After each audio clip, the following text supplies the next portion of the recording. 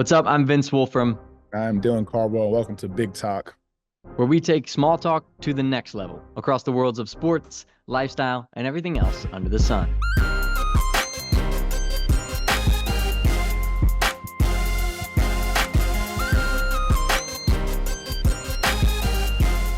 Not gonna lie, the spinning the ball on the finger was a tough way to begin. I like it. Oh, one more now. A lot has happened since our last episode, and we're here to break it down, all of it. The most important thing, though, is that our guy's still here. Dylan is back for his 5th year, super senior. Dylan, break it down, man. Yeah, after the season ended abruptly, um, I was really just trying to figure out what my next move should be. Do I want to come back to school or do I want to just pursue the NBA option and figure that one out on my own? And it really just came down to a lot of prayer, a lot of pros and cons, and just a lot of listening to, my people in my circle and figuring out what's the next best step for myself. And, ultimately I felt getting pushed back to Auburn. Transferring was never really like an option for me. I just love I Auburn. didn't think it was. Yeah, it makes no sense to build something for 4 years just to leave it high and dry.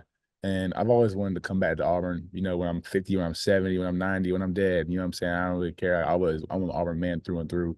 And no amount of money and no amount of job, no job position, no job title can get me away from being an Auburn man. So that's why I chose Auburn and stayed committed to Auburn. These are all 4 years, going on year 5. And just another opportunity to run it back and just get another chance of history. You know what I'm saying? So it's very exciting. When the NCAA tournament happened, one of the first things that crossed my mind after the buzzer was, I just don't think he can go out like that. Nah. And I felt that with a handful of guys, including your front court boy, Johni Broome. 4 is back as well. Hopefully with the intention of playing you and Janai at the same time, I Yeah. hope. Word on the Talk street. about how you felt after Janai decided Man, he was coming back as well. relief, to be honest, because at the end of the day, like, yeah, I want more minutes. Yeah, I want more touches, blah, blah, blah. But what's best for this team, what's best for myself, and what's best for Auburn is if Janai does come back, because we can't afford to lose Janai and Jay Will. That'd be those are two tough guys to replace. Yes, you can lose one, but you cannot lose both. And so seeing him come back and us talking about it and what our visions and goals are for this upcoming year, it's been exciting just to see the growth of our friendship over the past, 2.5, 3, going on 3 years. So I'm excited for the opportunity to play with him again. Hopefully playing with him like we did in Georgia, just competing and playing for national championship. Talk about that. Talk about, I mean, you're being 7 foot. He's 6'9", 6'10". You two back there at the same time is a sight to see. Talk about how that's going to work Yeah. from your seat, because obviously you guys are team-based guys, so it Mhm. makes sense on that level. But I mean, you're a high flyer, he's a high flyer. You both add your advantages to the game in similar yet different ways at the same Yeah. time. So how will that play with you guys being on the court together? The greatest example of it is every team in the Final Four. Every team with big man dominant. Yeah, yes, you need great guard play, but at the end of the day, every team in the Final Four had a good big man. Outside of Alabama, who had Grant Nelson, who had a freaking coming alive party. It was just the Final Four. They have 2, 3 great front court guys, and they run them in at the same time. And I feel like for us to get to the Final Four, that's what we need. We need more. We need more length aside from our depth. And that's what we're looking forward to this year. So it's going to be really exciting. Definitely. And I know all the fans are excited, not only to have you back, but to have you on the court at the same time. Yeah. Just Twin Towers. It doesn't get much better than that in the paint.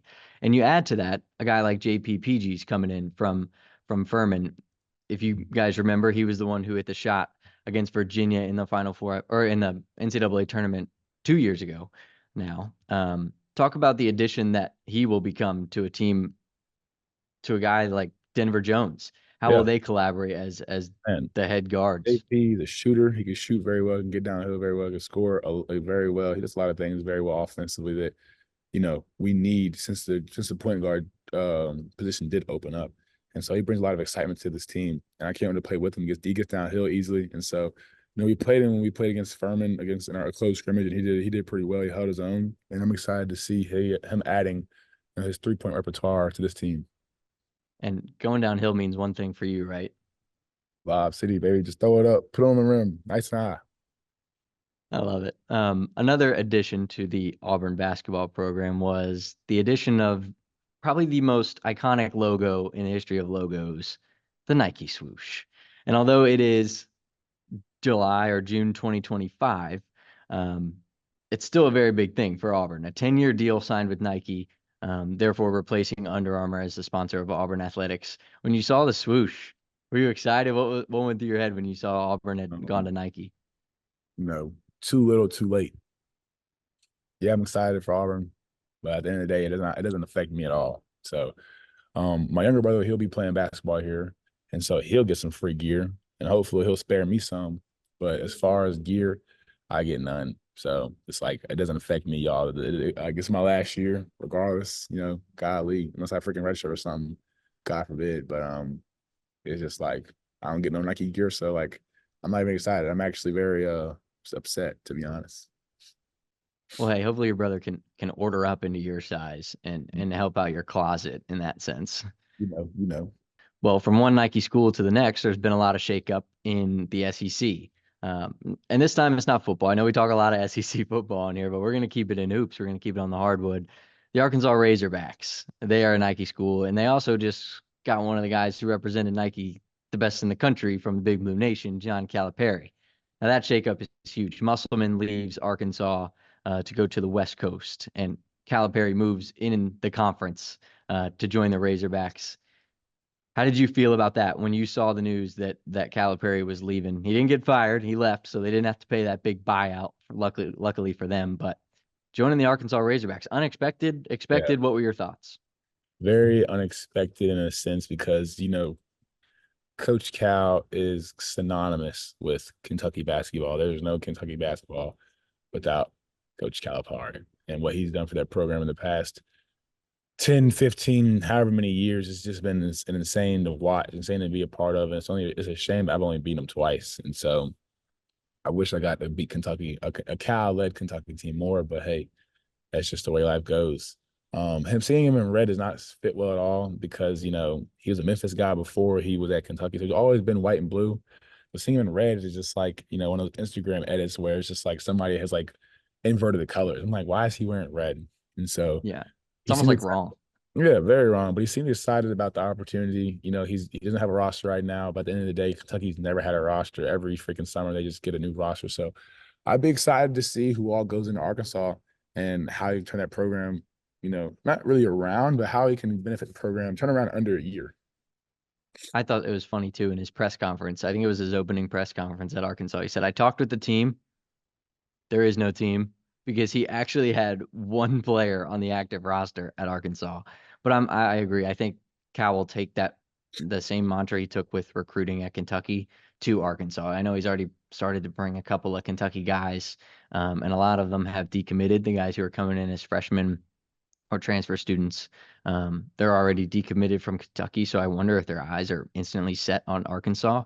But at the same time, that transfer portal, NIL, that whole new system, you never quite know what the connection will be between a school and a coach leaves.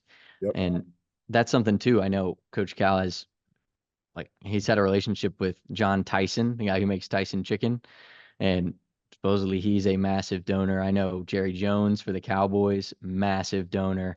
So I can imagine that their NIL pot is probably They could absurd. probably go out there and get LeBron James. So at the end of the day, like it's crazy. That's another one. LeBron James Jr. is also a guy that's in the transfer portal in the draft. Where do you think he might end up? You think he'll stay in the draft? Hey, Not you okay?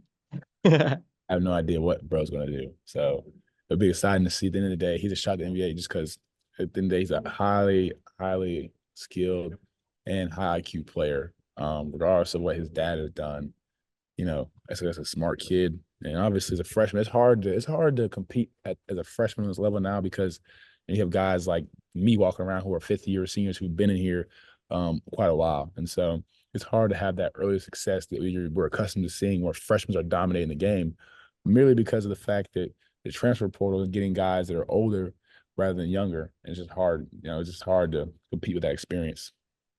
Yeah, and I think it's a new wave of college basketball, and it goes back to Coach Cal at Kentucky, the John Wall, Brandon Knight, Anthony Davis, Michael Kidd Gilchrist. That whole era is one and done, one and Yep. done, one and done. Like you said, he has a new roster every single year. Where now I think the one and done of years past is the transfer portal because you see so many older guys, COVID year guys, fifth year guys coming in or transferring or going to a different school, it's almost like the freshmen are not valued as they had been from 2010 to whatever 2018-ish time, where it was mainly the young guys. Yeah. How much do you think that has changed from your point of view? Like, what if as a fifth year senior, I think it's more common than it's ever been in college basketball. How have you seen that switch Yeah, it's just sort of been occur over the last couple of years? it's just been funny kind of seeing like, all right, the best player in the country a couple of years ago was Jabari Smith, hands down. The best three players were all freshmen, like 2 years ago. Chet Holmgren, Paulo Banchero, and Jabari Smith. That's just 2 years ago. Following year, best player in the country. Sheboy was up there, and Zach Yee was up there. These are older guys. These are fourth, third-year guys. We're not seeing the freshmen. And then we get to this year. Who's best player of the year this year? Zach Edey again. It's like, okay, the trend of the young guys and Dalton Connect, good grief, like who's a fifth year himself. It's just like the trend of younger players being the best in the country has just died down. It's dwindled down to, I think, out of like the Final Four, there's a stat out there, but pretty much the majority of the players in the Final Four were either fifth year or fourth year seniors. That was the majority of the Final Four lineups were fifth and fourth year seniors. So older guys were dominating the game. Freshmen just, obviously they're young and they're at a disadvantage only because their IQ, not IQ, but experience. Yeah, and I wondered too how that will translate to the higher levels, to the NBA, because you see guys Reed Shepherd, Rob Dillingham, for example, just because we were talking about Coach Cal, those popped in my head, but those are still guys that, although they didn't have much success in March and they didn't play on that big stage as a freshman outside of playing at Kentucky, the obvious, but like those are still guys that are going to the NBA lottery. But I wonder as I guess the longevity of college players becomes more seniority based again, if that will change. Will we see the top draft picks be seniors and juniors? Will we see it be guys like Kyle Filipowski, who's been at Duke for a couple of years? Will it be guys like Dalton Connect or Zach Edey, like you said? Will it be those guys? Like, will that trend continue into the NBA, or do you still think that they will pick guys are based off potential or based off a freshman year or even a five-star high school player, a Scala BCR, or somebody who came in and was so highly ranked, didn't have a great experience in college, but they're still going to draft them based off what they could be? Yeah, I think the trend of drafting up potential is going to die down because there's not a lot of guys who are reaching the potential they thought they were going to have, in high school, whether that's due to personal issues or whatever, work ethic, I don't know. But I think they're going to start drafting these older guys mainly because they know the product they're getting, and if they're going to invest millions upon millions of dollars into a player, they kind of want to know the player they're going to get. And so I think we're going to start seeing that trend unless they're freaking, an ungodly talent like Victor Wembanyama or like a Cooper Flag per se. But if you're not one of those guys who's like, all right, you can compete with pros as a high schooler, and you're one of those guys who's like, top 10, top 25, top 30 in the country, being a one and done, you're going to need to set yourself apart if you want to be a one and done nowadays, only because the college game is getting that much better between having older guys in there. So I think there'll be more parity probably 2 or 3 years from now. My class is the last class of the fifth years. And so it'll be interesting to see, next year or the year after, all right, where's the trend going now? Because there's no more fifth years. There's no more guys collecting about NIL and stuff like that who's just going to dominate the game. So, And that's one thing too that's new that a lot of people are experiencing with, and that's becoming more known, is the NIL pull back to college basketball, both men and women's these days. In your decision and the guys around you, the people that you play with, high school teammates, wherever they're playing now in college, how have you seen that trend progress? Like the NIL idea, the NIL plots that teams have. How encouraging is that to bring guys back to school? it's very encouraging. You go from, all right, do I want to go back to school for the $0 or do I want to go make money, in the NBA? You know what I'm saying? Regardless if you're going to go undrafted, heck, you'll make more money going on draft than you will being in college if there's no NIL. And so at that point, it's more beneficial for players to stay in college more longer because they're getting paid to do it, and B, they can develop. And so I just think NIL plays a vital role in why players come back. Heck, with Johni's numbers, Johni should have left a year ago. You know what I'm saying? But I think NIL is what made it beneficial for him to stay back and work on his game and obviously continue to be a kid again and just have that joyous fun at a young age, you know. Shoot, I don't think a lot of guys, unless you're freaking guaranteed, lottery, a lot of guys will probably stay back in college, just to get more NIL because it's so incentivizing to stay in college. And I think that additive NIL plot of money being there and wanting guys to come back will also add to that seniority effect too. It'll make guys want to stay longer. Say they're the hometown kid, they could be a projected first round pick, but maybe they want to stay home because they're in every single Kroger in a cutout at every location from 50 miles from their school. Like it could be anything. And that amount of money is tempting enough to keep you in one spot versus knowing you're going to go to the NBA or go to the draft. I think that will add to that seniority and that staying longer with your college eligibility than jumping the gun as a freshman and go to the draft. Would you agree? I agree, 100%. And I guess going to the draft too, we can take that a step up. It's NBA playoff time. I don't know if you got to check out any of the play-in games, but the Sixers moving on, play the Knicks. And then you also have, I know the Hawks went down to the Chicago Bulls, which I didn't expect, but Kobe White went off. Mm-hmm. What did you think of the playoff game so far? Even the West, Warriors, Pelicans, Lakers. Dynasty's over for the Warriors. Warriors dynasty ended. That's what you think. So let's talk about that because they have to re-sign a lot of guys this summer. I know Klay Thompson is the one that's been under the microscope for a lot of people after he had a abysmal game against the Sacramento Kings, and honestly hasn't had that great of a season so far with Golden State. What do you think about that? Is the dynasty over? Are we ever going to see a Warriors team as good as we have in the last decade? They're not going to reach the finals ever again. They might not reach. You think they'll reach the playoffs? They'll reach the playoffs. Yeah, it's not hard. Like respectfully. It was harder for them this year. Oops. Yeah, it was harder from this year. But I think the Kings and the Warriors have had like a rivalry the past 2-3 years. Those teams are always going at it in the playoffs, and it's like they're always besting each other. And so I think this is just the year that the Kings finally had their number. Kings have a great team. And the Warriors, they've just been a struggle of since they haven't had that. They're just missing a couple pieces here and there, and their main pieces are getting older. You know what I'm saying? Realistically, they're just getting older. It's going to be harder for Steph Curry to manage that load of carrying them like they used to. But I just think as a team, they're not like the teams of old where they had a bunch of great role players who knew their role, like Sean Livingston give you 20 off the bench with 100 mid-ranges. You know what I'm saying? So I see it hard for them to go back to shoot the conference finals when you have teams like the young teams who are going to be here forever, like Minnesota or Oklahoma or golly, who are they? The Nuggets. You know what I'm saying? It's going to be harder. Those are your top three teams who don't have a guy, over 30.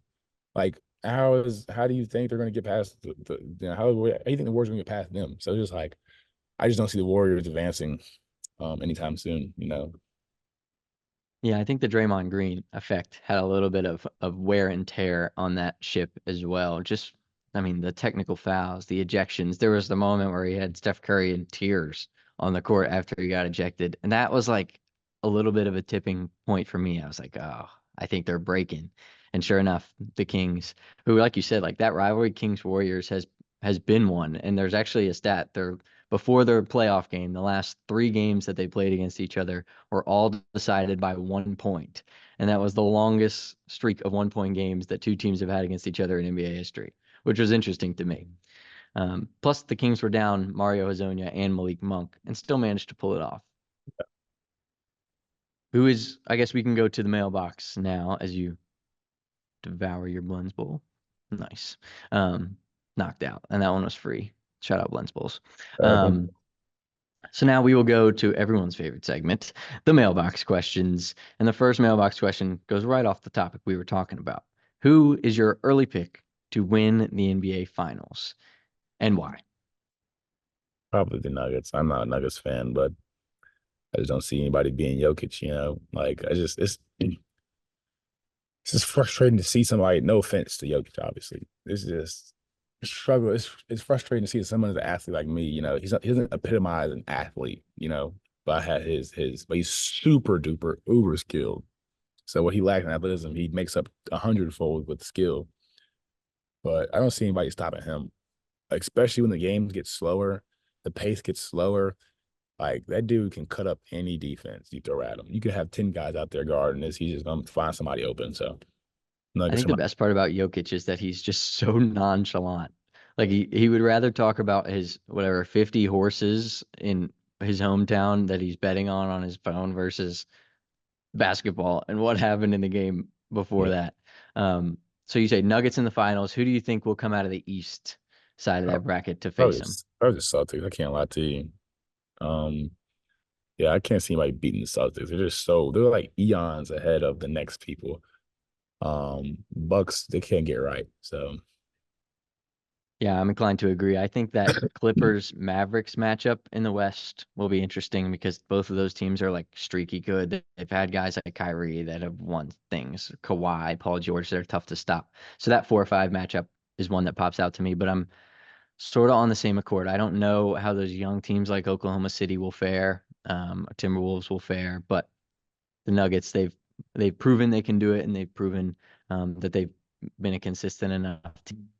But I guess for sake of choosing against you, I'm gonna have to go the Oklahoma City Thunder. I know the 1 seed. I don't like going with 1 seeds, but I think they're hot. I think they're gonna have fresh legs because they're young, they're youthful, and I think Shea Gilgeous-Alexander is no joke. Obviously, he's the MVP front runner. I hope that he walks away with it because the season he's had has just been unreal. Leading a team that was so bad in the lottery in the last couple of seasons to a number 1 seed in the hardest conference in the NBA. Mhm. I think it is admirable, and it's something that I think they can keep carrying on if they stay They have a healthy. lot of draft picks from here until like 2034 that are set. So it's like, golly, they'll be good for a while. And I also think on that same accord, the New York Knicks in the East. I never in a million years thought I would say the New York Knicks are going to make the conference finals, much less the NBA finals. But the Villanova New York Knicks, they're They're a not hot team in the they're not East right getting they're not now. getting past the Sixers, man. That's my take. So when it happens, drop this clip. I'm a Sixers fan, and I'm still Clip it. saying that. Sixers will beat the Knicks indubitably in six. Sixers and six. I'm just very worried about Joel. And as Uh, much as I love Joel, and he is one of, if not my favorite players, those knees are like spaghetti noodles. And I really, really hope nobody takes a bite out of one because Joel would hit the floor faster than you can blink. And I really don't want to see that. But as long as Nicholas Batum did what he did last game, so I'm saying fourth quarter. yelling, why the heck Batum in? So, Because he can hoop. yep. That's why. So I guess I would say the way Brunson's playing for the Knicks, their supporting cast has been electric. They have a handful of guys that can go for 30. I don't think a team like the Magic or the Cavaliers really have a shot. The favorite, I think, obviously is Boston because they've been there. Jason Tatum's a hungry guy, but they also haven't been playing well. Up 30 against the Hawks last week and ended up blowing it. And like Yeah. you said, I don't think Milwaukee really has it together. So I think it'll be a surprising team out of that East, if not the Celtics. Um, so yeah, it'll be interesting to see how it plays out. The West too. The West just has so many characters. You never know who's going Yeah. to come out on top. Guys who Never. have already won, on teams that haven't won, but you never know how far a guy can take a team. So Yeah. also, second mailbox question: NFL draft is next week. Who is your sleeper pick in the NFL draft for 2024? I got to go with Jalen Simpson from Auburn University. Plankton mentality, baby. Plankton mentality. I love it. I think I'm gonna go Michigan running back Blake Corum. He had a great college career, ended it on a high note. I don't think they'll blast him in the first couple of rounds, but that's why I think he's a sleeper because I think he's a late round guy. But I mean, we watched those games. We could see that guy can ball. Good offensive line, bad offensive line, receiver, running back. He can make it happen. He's a guy like a Kyron Williams on LA that I think could have a pretty immediate impact. So I'm gonna go Blake Corum. Jalen Simpson, I love that pick. So Good luck to those guys at the NFL draft, including Yes, our sir. Auburn guys. Best of luck to them, because I know they're definitely tuning into Big Talk Podcast. And you know where they can tune in? They can tune in on Apple Podcasts, Spotify, YouTube for full episodes with clips on TikTok, Instagram Reels, YouTube Shorts, and Twitter. Make sure you follow us for more. We've got Coach Jay, the Auburn women's basketball coach, coming on soon. We are very, very excited for that one. Dylan, first of all, welcome back. Second of Sir. all, we appreciate your time. Mascot School. Any last words for the people on Big Talk episode number? Or Eagle. War Eagle, he's back. Couldn't have said it better myself. Yes, sir. All right, until next time, I'm Vince. I'm He's Dale. Dylan. Peace. Warriors, baby.